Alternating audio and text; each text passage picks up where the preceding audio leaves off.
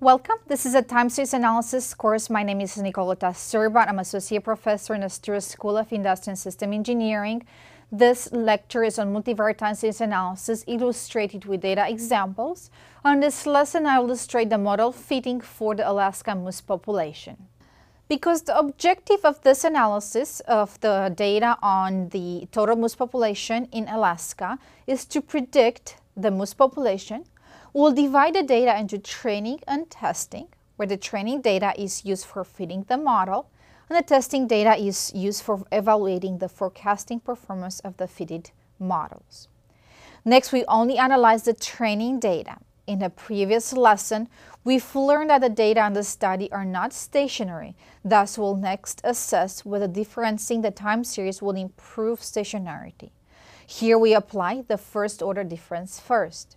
Here are the time series plots for the first order difference.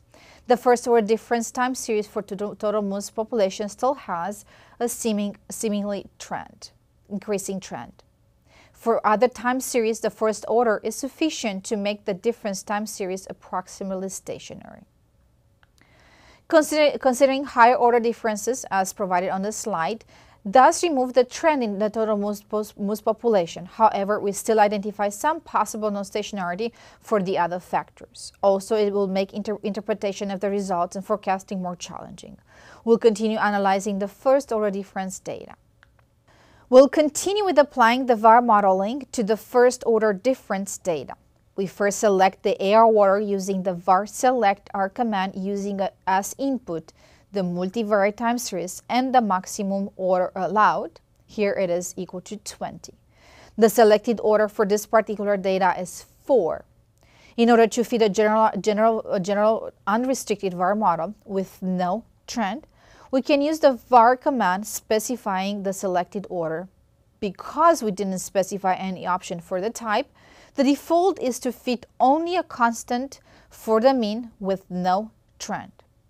Furthermore, if we'd like to fit a restricted model obtained via some form of model selection, we can use the restrict command. In the next slides, I will present the model output for the total moose population from both models.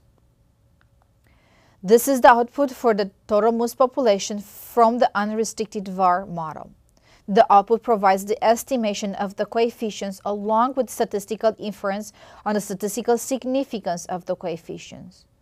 The order of the coefficient is as follows. The first 5 are for the lag 1 time series relationships for the 5 time series. The next 5 are for the lag 2, and so on. The last coefficient is for the constant or the mean of the time series. For example, the estimated coefficient for the relationship of lag t-1 of the total population in Fairbanks to the total moose population is 0.004. Since the p-value is large for this coefficient, we conclude that it's not statistically significant. The next coefficient is for the relationship with lag t-1 time series of the moose harvested, and its estimate is minus 1.41. Again, since the p-value is large, this coefficient is also not statistically significant. In fact, none of the coefficients is statistically significant since the p-values are all large. This lack of statistical significance is also reflected in the F-test for the overall regression. For this test, the null hypothesis is that all coefficients are 0. Since the p-value is large, we conclude that it's plausible that all coefficients should be 0. Let's take a closer look at the restricted VAR.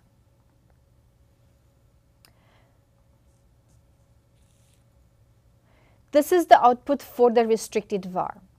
The restricted VAR only includes the lag -1 time series for the total moose population, and the coefficient for this relationship is statistically significant.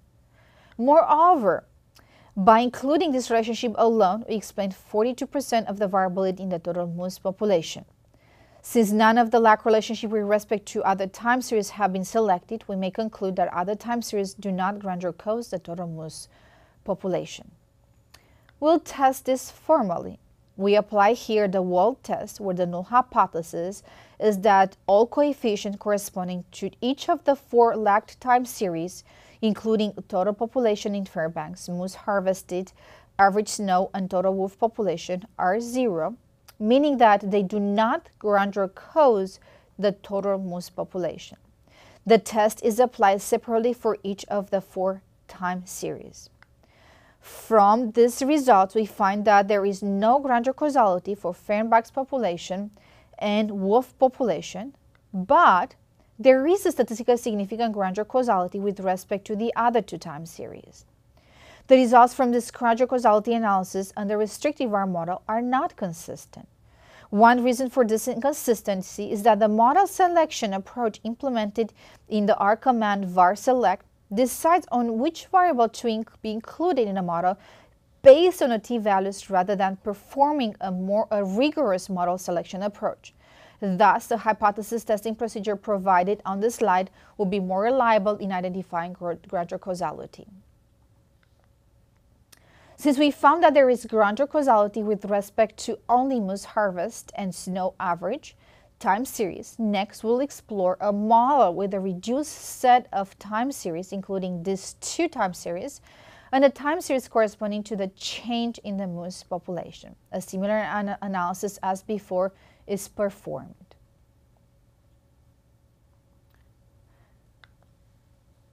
Based on this model, we now find that there is not a statistically significant grandeur causality for the change in the moose harvested onto the change of the total moose population, but there is a statistically significant grandeur causality for the change in average snow. Once more, comparing these results with those provided by the model, including all factors, we see again an inconsistency with respect to the grandeur causality for the change in moose harvested, while for the model including all factors there was a statistically significant grandeur causality, for the model with reduced number of factors is not. Thus, we conclude that there is a significant grandeur causality with respect to the average snow, but we do not have evidence for grandeur causality with respect to the other 3 factors. Last, we consider the model with the reduced number of time series to predict the total moose population for the last 4 observations of the time series. Here is the plot of the observed time series for the total moose population for the last 20 years of data in black. We also compare the predictions based on the VAR model shown in green with the predictions derived in the previous lesson using the ARIMA model shown in blue and the model in which the trend is fitted using a non-parametric model and the stationary process is fitted using ARMA. This prediction is shown in red. From this plot, the VAR model performs slightly better than the ARIMA model, although they both misfit the trend.